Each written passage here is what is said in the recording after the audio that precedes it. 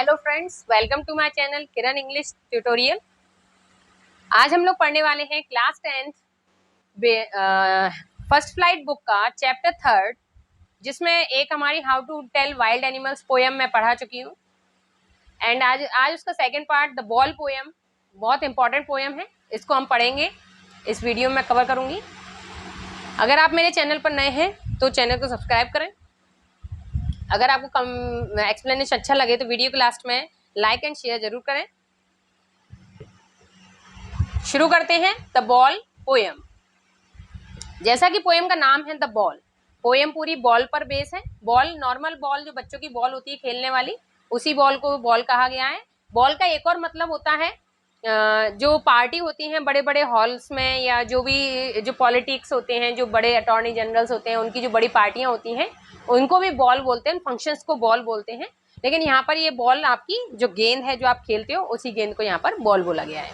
तो ball poem है, यानी बॉल की कविता है। देखते हैं क्या है इस गेंद में, इस कविता में गेंद के बारे में क्या है।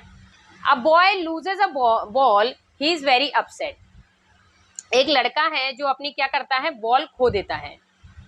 एक लड़का अपनी बॉल खो देता है, ही इज वेरी अपसेट। अब चूंकि उसकी बॉल खो चुकी है तो वो क्या हो गया है, बहुत ज्यादा अपसेट हो चुका है। He is very upset. A ball doesn't cost so much.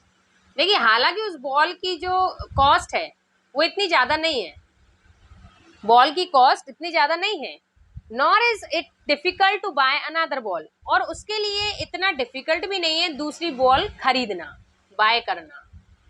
दूसरी बॉल खरीदना उसके लिए इतना कठिन भी नहीं है। Why then is the boy so upset. तो फिर बॉय इतना अपसेट क्यों है, वो लड़का इतना अपसेट क्यों है। देखिए क्या कह रहे हैं, उसकी बॉल खो गई है, और बॉल ज्यादा पैसे की नहीं थी, महंगी बॉल नहीं थी, और दूसरी बॉल खरीदना भी इसके लिए कोई कठिनाई की बात नहीं थी, दूसरी बॉल भी खरीद सकता था। लेकिन उसके बाद भी ये अपसेट था। तो वो लड़का अपसेट क्यों है, why then is the boy so upset, क्यों अपसेट है, क्यों उसका मूड खराब है। Read the poem to see what the poet thinks has been lost. आज हम ये पोएम पढ़ेंगे और पता करेंगे कि आखिर क्या खो दिया उस लड़के ने। And what boy has to learn from the experience of losing something.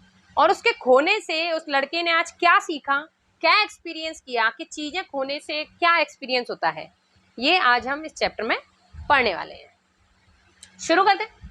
What is the boy now who has lost his ball. वो लड़का अब क्या है जिसने अपनी बॉल खो दी है। व्हाट इज द बॉय, कौन है, क्या है वो लड़का जिसकी वो बॉल खो गई है। What is he to do, क्या करता है वो। आई सॉ इट गो, मैंने उसे देखा जाते हुए। Merrily bouncing down the street and then merrily over. क्या कह रहे हैं वो, कि वो लड़का जो है वो खड़ा हुआ है, वो देख रहा है कि उसकी क्या खो चुकी है, बॉल खो चुकी है। और अब वो क्या करे, वो कह, मैंने देखा है उसे जाते हुए। किसे जाते हुए, बॉल को जाते हुए। कैसे जा रही है बॉल, मैरिली बाउंसिंग। बॉल क्या करती है, बाउंस करती है, ठप्पा खाते खाते खाते खाते खाते खाते धीरे धीरे धीरे धीरे वो कहाँ चली गई, नीचे गली के स्ट्रीट के नीचे तक चली गई। And there it is in the water. और ढरकती ढरकती कहाँ जाके गिर गई, वाटर में, पानी में जाके गिर गई। नो यूज टू से ओ देयर आर अदर बॉल्स। अब चूंकि तो बॉल गिर चुकी है पानी में, खो चुकी है बॉल, अब कोई फर्क नहीं पड़ता कि आप बच्चे से कहते रहिए कि बेटा और बॉल है। An ultimate shaking grief fixes the boy. उस लड़के के माइंड में, दिमाग में एक अल्टीमेट यानी कभी ना मिटने वाला एक अल्टीमेट शेकिंग ग्रीफ, यानी ग्रीफ होता है दुख, और शेकिंग यानी अंदर से हिला देने वाला, एंड फिक्सेस द बॉय यानी फिक्स हो चुका है उसके दिमाग में, उस बॉल का खोना बैठ चुका है, उसके मन में बैठ चुका है कि मेरी बॉल खो गई है। As he stands rigid. ऐसा हमको कब पता चला कि भाई वो लड़के के दिमाग पे बैठ गई है कि उसकी बॉल खो गई, क्योंकि वो लड़का बिल्कुल जैसे जैसे खो गया हो कहीं, उसकी बॉल क्या गई, वो लड़का माइंड से खो गया। तो कह रहे वो लड़का स्ट्रेट खड़ा रहा, रिजिड पत्थर की तरह बन गया, ट्रेम्बलिंग कंपन हो रहा है उसके अंदर, स्टेयरिंग डाउन घूरे जा रहा है नीचे, पानी की तरफ घूरे जा रहा है, नजरें मतलब नजरें नहीं हटा रहा पानी की तरफ से। all his young days into the harbor where his ball went। पूरे उसके जो यंग डेज थे, यानी जो बचपन उसने पूरा खेला अपना, उस हार्बर पर, देखिए हार्बर होता है बंदरगाह, बंदरगाह जानते हैं आप, जहां पर शिप बांधी जाती हैं, शिप निकलती हैं, नाव निकलती हैं, उस जगह को बोलते हैं बंदरगाह, समुद्र का एक किनारा जहाँ से शिप्स रवाना होती हैं। तो वो वहीं पर बंदरगाह पर क्या हो गया है, वो बॉल जाके गिर गई है। तो कह रहा है जहां पर उसका बचपन बीता खेलते खेलते, आज उसी बंदरगाह पर उसकी बॉल जाके खो गई, बॉल वैन चली गई। I would not intrude on him, writer कह रहा है कि मैं नहीं चाहता उसको इंट्रूड करना। इंट्रूड करना होता है बीच में टोकना, कोई अपने ख्याल में डूबा हुआ है, कुछ सोच रहा है, कुछ बिजी है, और आप जाके उसको टोक दो, तो उसे बोलते हैं इंट्रूड करना। तो कह रहा मैं नहीं चाहता उसे इंट्रूड करना, क्योंकि जाने वो क्या सोच रहा है, क्या उसके दिमाग में चल रहा है, मैं नहीं चाहता था उसे इंट्रूड करना। A dime another ball is worthless, वो क्या कह रहा है, डाइम यहाँ पर एक करेंसी है, जैसे हमारे यहाँ रुपया चलता है, अमेरिका में डॉलर चलता है, इसी तरह ये यहाँ की क्या है, करेंसी है डाइम। तो उससे बोलना कि बेटा एक डाइम और ले ले, इससे दूसरी बॉल आ जाएगी, ये सब कहना बकवास है, वर्थलेस है, उसके लिए इसका कोई मायने नहीं है। Now he senses first responsibility, आज वो पहली रिस्पॉन्सिबिलिटी सीखा है।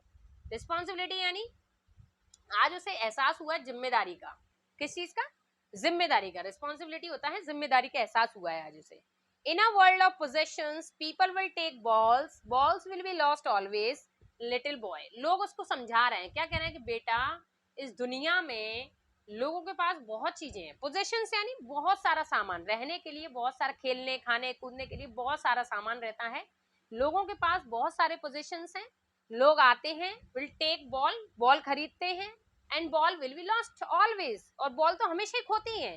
लिटिल बॉय उस बच्चे को समझा रहे हैं कि बेटा इस दुनिया में चीजें लोग खरीदते हैं और चीजें खो जाती हैं, and no one buys a ball back, और वो क्या कह रहे हैं, लोग उसको सिखा तो रहे हैं, समझा रहे हैं, लेकिन कोई भी उस बॉल को वापस नहीं ला सकता। मनी इज एक्सटर्नल, पैसा अलग बात है कि आप पैसे से दूसरी बॉल खरीद लीजिएगा, लेकिन जो खो गई उसको लाना पॉसिबल नहीं है। ही इज लर्निंग, आज उसने सीखा, well behind his desperate eyes, अपनी उन बड़ी ही इच्छा से झांकती हुई, बड़ी उत्सुक आंखों के पीछे आज उसने सीखा द एपिस्टेमोलॉजी। देखिए ये जो, इसको याद रखिएगा, ये वर्ड आपको पूछा जाएगा कि एपिस्टेमोलॉजी क्या है। एपिस्टेमोलॉजी होती है द स्टडी ऑफ लॉस, जैसे कि स्टडी ऑफ बॉटनी, जूलॉजी, इन सब की स्टडी होती है, तो उनको बोलते हैं ना, हम पेड़ों की स्टडी करेंगे तो बॉटनी, जानवरों की स्टडी करोगे तो जूलॉजी। इसी तरह जब हम लॉस की स्टडी करते हैं, यानी कुछ हमें हमें ये सेंस होने लगता है कि चीज खोने से कैसा महसूस होता है अंदर, उसको बोलते हैं एपिस्टेमोलॉजी ऑफ लॉस।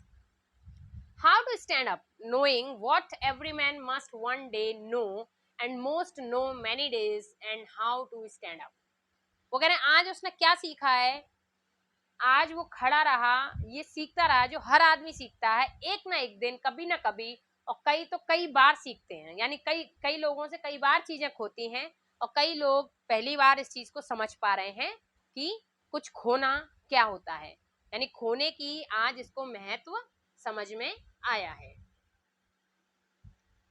देखिए, O there are other balls, क्या मतलब इसका, the word suggest that the loss is not important enough to worry about, यानी जो बॉल खो गई है वो इतनी इंपॉर्टेंट नहीं है, चीजें खोती हैं तो इसके लिए इतनी चिंता करने की जरूरत नहीं है। शेकिंग ग्रीफ यानी sadness greatly effect the boy, यानी इतना दुख उसके मन में छा गया था उस बच्चे के में कि वो सैडनेस बहुत उसको क्या कर रही थी, इफेक्ट कर रही थी। और रिजिड क्या होता है, स्टिफ हो जाना, अकड़ जाना, अकड़ा खड़ा रह गया, तो बच्चों के अक्सर ऐसे ही होता है, अकड़ जाते हैं कोई सिचुएशन में। इंट्रूड ऑन, जैसा कि मैंने बताया कि कोई भी बीच में ना आना, किसी भी चीज में डिस्टर्ब ना करना, जहां आपको बुलाया नहीं गया वहां नहीं जाना, इंट्रूड नहीं करना है। अ डाइम यानी 10 सेंट्स, देखिए यूएस की करेंसी है डाइम, जिसमें 10 सेंट्स आते हैं, जैसे हमारे 100 पैसे मिलकर 1 रुपया बनता है, ऐसे वहां पर 10 सेंट्स मिलकर 1 डाइम बनता है। डेस्परेट यानी होपलेस। एपिस्टेमोलॉजी ऑफ लॉस, देखिए वो मैंने समझाया तभी, understanding the nature of loss, loss को समझना कि लॉस क्या होता है, चीजों का खोना क्या होता है।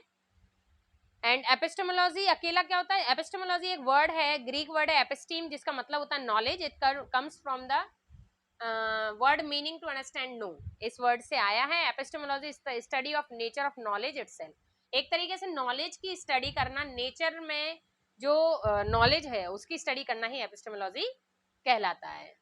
ठीक है, आई होप आपको एक्सप्लेनेशन अच्छा लगा हो तो आप, अगर आपको अच्छा लगा हो तो लाइक करिएगा, चैनल को सब्सक्राइब कर लीजिएगा और अपने दोस्तों के साथ शेयर जरूर कीजिएगा। मिलते हैं अगली वीडियो में। इसमें मैं आपके आगे की इसकी पोयम की और इसके चैप्टर की दोनों की मैं लिंक दे दूंगी डिस्क्रिप्शन में, आप जाके पहले उनको देख आइएगा।